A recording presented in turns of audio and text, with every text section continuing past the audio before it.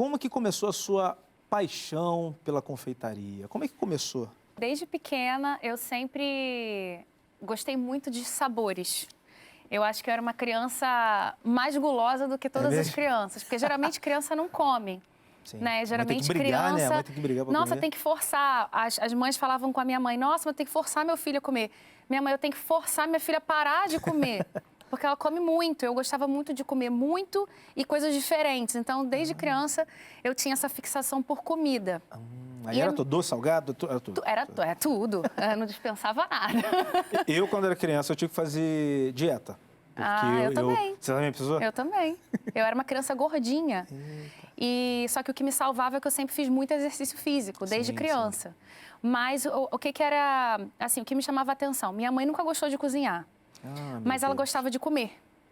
E a minha avó tinha muito problema de saúde, então minha avó não fazia. Então minha mãe teve que aprender a fazer bolo para ela poder comer. Tem que se virar, né? E aí eu via minha mãe fazendo, misturando os ingredientes, e aquilo me chamava muita atenção. Né? Eu sempre ficava fissurada, como que um ovo saía de um estado misturado com a farinha, misturado com açúcar, massa bonita, se transformava num bolo. Porque a gente hoje não para pensar nesses fenômenos, mas eles acontecem o tempo inteiro na cozinha.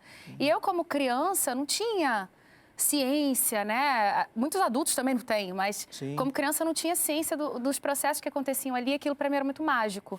Então, eu acho que foi esse o primeiro start, esse primeiro momento que eu me senti compelida a dar mais atenção para as questões da cozinha. Você falou uma questão interessante, que eu lembro que minha mãe ela falava assim, não abre o forno antes da hora, porque senão vai solar o bolo. Eu falei, solar o bolo? Qual o problema de abrir o forno? Eu vou fechar de novo. Então, é um processo, a gente entendia, né? Sim. Ô, Raíssa, tem algum doce que você mais gosta? Você, como confeiteira, pode ter um doce específico ou não? Então, essa é uma boa pergunta. Tem doce que eu não gosto. Tem doce que eu não gosto. E as pessoas ficam apavoradas com a minha resposta. Mesmo? Eu não gosto de pudim. De pudim? Eu não gosto de pudim. Eu não vou ficar apavorado porque eu gosto do pudim, mas não é um doce que eu sou apaixonado. Então, mas você me entende. E tem gente que ama o pudim como se fosse...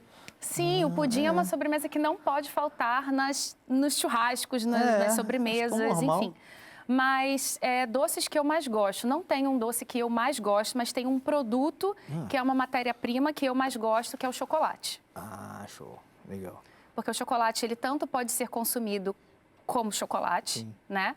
Como ele pode ser matéria-prima para criar, fazer muitos tipos de doces diferentes. Coisa. Você é daquela que gosta de chocolate amargo ou só ao leite? Eu gosto de chocolate ao leite. O chocolate, eu vou até o meio amargo. O amargo já tem um percentual de cacau acima de 60%, 65%, 70%. O amargor não é não é algo que me fascina tanto. Eu brinco que para chocolate eu tenho um paladar mais infantil, mais ao leite, mais açúcar. Não, e já que você puxou essa questão de amargor, quando a gente fala a questão de doce, de sobremesas, as pessoas associam logo a algo doce, muito doce, né? Sim. Mas, algo até que eu vi você falando, tem todo um conjunto ali, tem o amargor, tem o azedo, né? Você gosta de transitar por essas mudanças, né? De fazer criações que permeiam esses sabores? São as nuances de sabor, né? É sempre uma experiência muito linear se você tem um doce que ele começa de um jeito e termina do mesmo jeito. Então, quando você traz o ácido, quando você traz o amargo, você consegue brincar com o paladar e você inicia a sobremesa de um jeito e no final aquilo vai se transformando e criando uma outra personalidade na sua boca.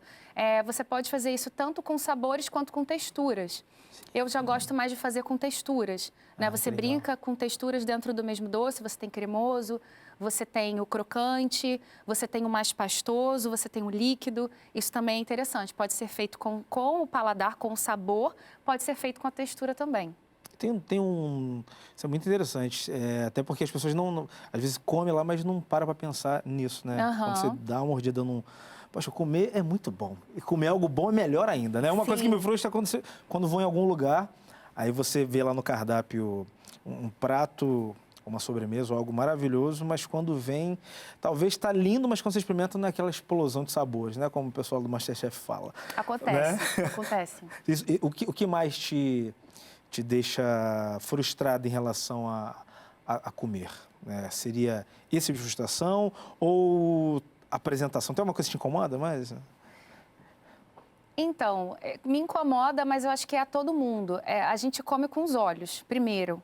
Você tem ali mais ou menos 3 segundos para decidir se você vai gostar ou não. Eu não sei se são 3 segundos exatos, mas é um período muito curto de tempo que o seu cérebro decide por você se você vai gostar ou não. Então, me incomoda quando vem algo desleixado, um prato sujo, ou você abre assim e você vê que está ressecado, que não está fresco. Porque o paladar é muito individual. Pode não agradar o meu paladar, mas eu acho que a apresentação, a forma como aquele doce se mostra para mim, na minha frente, eu acho que, no mínimo, ele tem que estar aceitável.